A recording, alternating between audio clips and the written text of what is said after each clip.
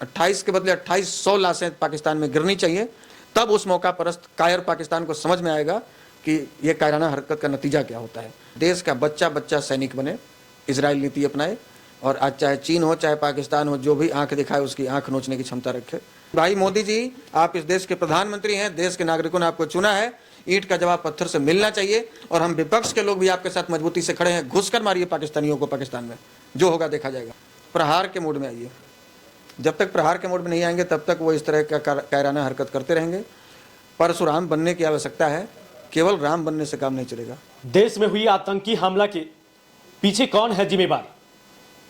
हाल ही में आपने देखा होगा कई दर्जनों को लोग बेरहमी से कत्ल कर दिया गया, जिन लोगों को कलमा पढ़ने के लिए नहीं आया था। इस मुद्दे पे बातचीत होगा राष्ट्रीय जनजन पार्टी के राष्ट्रीय अध्यक्ष आशुतोष कुमार जी से कि आखिर कौन है जिम्मेवार, इसके पीछे कौन है।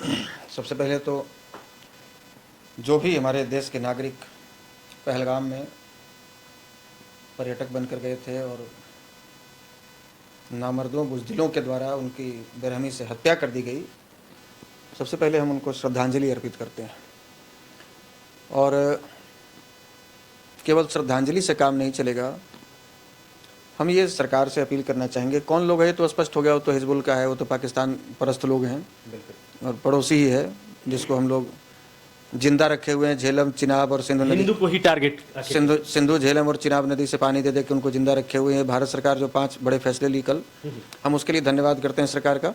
ये बहुत पहले कर देना चाहिए था। ये जो संधि जो हुआ था 60 साल पहले, उसको कब का तीन युद्ध हो चुका है इस बीच में, ये तो कब का तोड़ देना चाहिए था। ये मर्सी के लायक ही नहीं है, ये रहम के लायक नहीं है।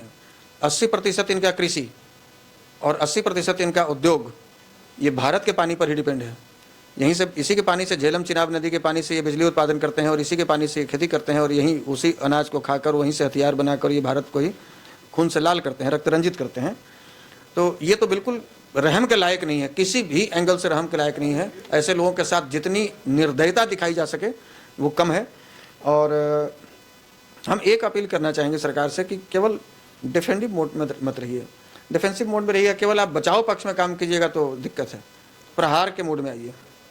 जब तक प्रहार के मोड में नहीं आएंगे तब तक वो इस तरह का कायराना हरकत करते रहेंगे। परशुराम बनने की आवश्यकता है, केवल राम बनने से काम नहीं चलेगा। परशुराम बनना पड़ेगा, परसू उठाना पड़ेगा। तो परसू के जगह पर आज के डेट में क्या है, हथियार। आज तो चूँकि दूर से लड़ाई होती है ना, पहले क्या होता कि क्लोज बैटल लड़ाई होता था, तो तलवार से, हथियार से, भाला से। आज क्या है कि राइफल, गोली और तोप से लड़ाई होता है। हम तो चाहेंगे कि इजराइल नीति को भारत सरकार अपनाए। जितने भी नौजवान हैं उनको 4 महीने 6 महीने की ट्रेनिंग दे, उनको एक सैनिक बनाए और देश में जब युद्ध की बारी आए तो उनको देश के लिए लड़ने का मौका दिया जाए। और जितने भी नागरिक हैं हम सरकार से अपील करेंगे कि आप उनको सरकारी लाइसेंस मुहैया कराइए। ये उस पर निर्भर नहीं रहे कि सरकार हमको हथियार इशू करे तब हम बॉर्डर पर लेकर जाएं। एक समय में रणवीर सेना भी बना था और कारगिल युद्ध हुआ था तो वीर ब्रह्मेश्वर मुखिया जी ने उस समय देश के प्रधानमंत्री माननीय अटल बिहारी वाजपेयी जी को चिट्ठी लिखा था कि यदि आपको आवश्यकता पड़ेगी तो हम अपनी सेना को बॉर्डर पर लड़ने के लिए भेजेंगे। तो उसी प्रकार से हम चाहते हैं कि देश का बच्चा बच्चा सैनिक बने, इजराइल नीति अपनाए, और आज चाहे चीन हो चाहे पाकिस्तान हो, जो भी आंख दिखाए उसकी आंख नोचने की क्षमता रखे।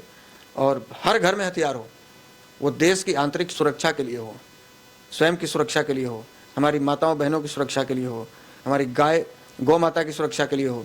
ये इस प्रकार से हमारे देश को कोई रक्त रंजित करके चला जाएगा और हम बैठकर मंथन करते रहेंगे, इसका समय नहीं है। जिस प्रकार से वो छिप कर वार किए हैं, जिस प्रकार से वो कायराना हरकत किए हैं, इसका केवल एक ही जवाब है, घुस कर मारिए।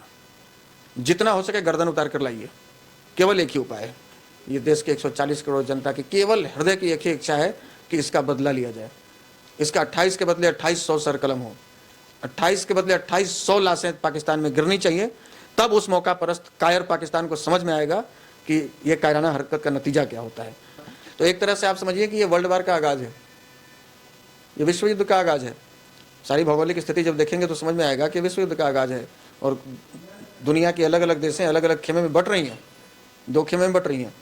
तो ऐसी स्थिति में भारत को भी चाहिए कि हम अपनी आंतरिक सुरक्षा को मजबूत करें, और यहाँ के हर नागरिक को हम सैनिक बनाएं, इनको ट्रेंड करें, इनको हथियार मुहैया कराएं, और जब जरूरत पड़े तो भारत के चारों तरफ बॉर्डर पर सैनिक हथियार लेकर खड़े हों। यहाँ के कई ऐसे राजनीतिक दल हैं कि इस मुद्दों पे भी एक दूसरे को कटाक्ष कर रहे हैं कि ये हमने एक देश को मजबूत हाथों में सौंपा था, आखिर इसका बदला कब लिया जाएगा, आखिर साइलेंट मोड में क्यों है?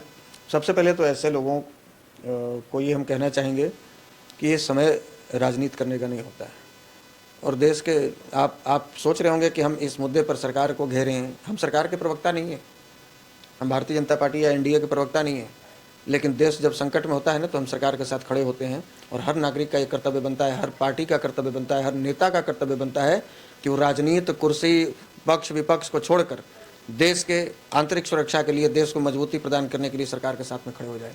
और इस समय आप यदि सवाल कीजिएगा तो भैया, आपके जो लोग सवाल उठा रहे हैं आप ही की सरकार बन जाएगी तो क्या आपके प्रधानमंत्री बॉर्डर पे खड़ा होकर राइफल लेकर ड्यूटी देंगे क्या?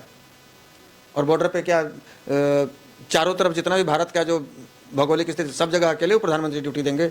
अरे किस बेस में आया? फौजी का वर्दी पहन कर आया, हथियार छुपा कर आया। तो भाई ये बात अलग है कि ठीक है, देश की सुरक्षा को और चुस्त दुरुस्त करना है, ये अलग बात है, और ये तुरंत नहीं, अभी नहीं, अभी आपको ये बात नहीं कहनी है।